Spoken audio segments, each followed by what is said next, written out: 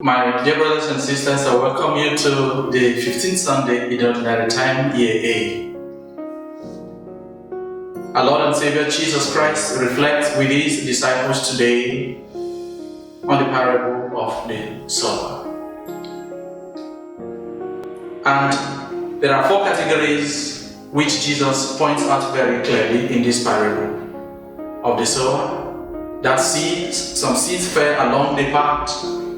Some seeds fell on rocky ground, and others fell upon thorns, and others on the lastly good soil. In these four categories, where do you belong? Where do I belong? These four categories, no doubt, will reflect the dispositional environment for the various seeds that were being cast by the sower. Your heart could be a path, it could be a rocky ground, it could be the thorns, or it could be the good soil. Where do you belong? Where do I belong? We have listened to the word of God over time. Has this word of God fallen along the path? Has it fallen on the rocky ground? Has it fallen among thorns where it is being choked up? Or it has fallen on the good soil that is yielding fruit in 100-fold, 60-fold, or 30-fold? These is the questions that are left for us today to reflect upon and ponder as we listen to the Word of God. We must reevaluate and see the progress we have recorded in our spiritual life since we started our Christian journey by listening to God speak to us through the sacred scripture and being broken by His priest every day in the liturgical assembly. For the seed that fell along the path, dear brothers and sisters, when our Christianity reflects such an experience, it means that we are prone to be robbed of the treasures of faith that we have received. And then we're going to stand empty-handed. Are you the seed that are falling on the rocky ground?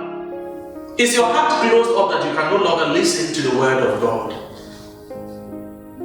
If your heart is a rocky ground, it means that your heart is not fertile enough to receive the word of God. You are not disposed to listen to the word of God that is being preached to us every day. When you say you cannot forgive, it means that your heart has become a rocky ground where the word of God about forgiveness cannot make you whole. When you cannot love enough, it means that your heart has become a rocky ground where you cannot love God and love your neighbor.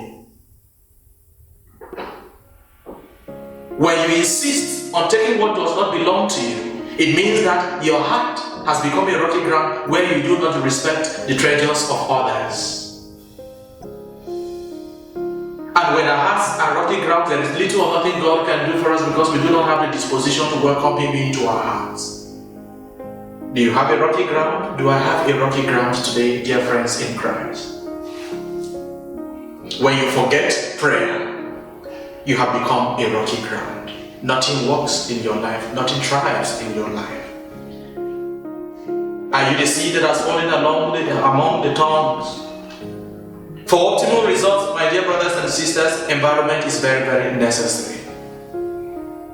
The place of the thorns is not the place for the word of God.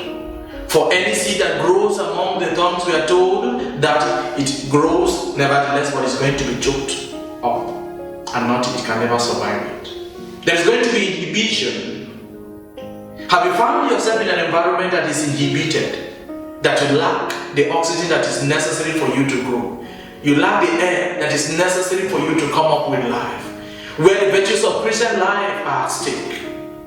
Such an environment, dear brothers and sisters in Christ, is not for you, it's not for me. You have to walk away from it in order to grow and yield the results that are necessary. Any environment that is choking for you does not amount for your own calling as a Christian. Therefore, we have to distance ourselves away from such environments. It's decisions that we must take. It must come from the heart and it must be honest. Lastly, are you the seed that has fallen on the good soil?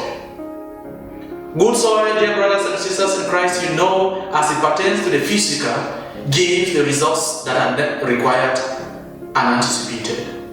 This is a fertile ground This is a productive ground. This is a result-oriented ground. This is an effort-rewarding ground. If our hearts are disposed to listening to the word of God and bringing forth results in 100-fold, 60-fold, and 30-fold, it means that we are result-oriented. It means that the word of God is leading to a transformative effect in our lives.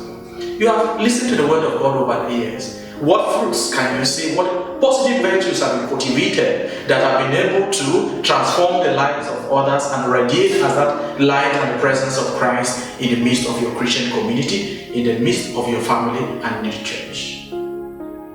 Today, as we are being challenged by this parable of the sower, we must identify where we belong on our Christian journey. Since we have been cast out as seed,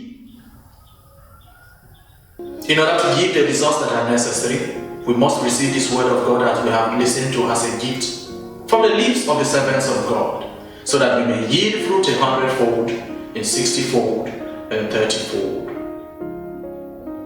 Lord Jesus Christ, for the many times they will not be able to live according to the required results of our lives and have failed because of our own sins and weaknesses. May you grant us the grace of the forgiveness of our sins. Strengthen us by your mercies. Raise us up so that we may bear fruits that will unto eternal life through Christ our Lord.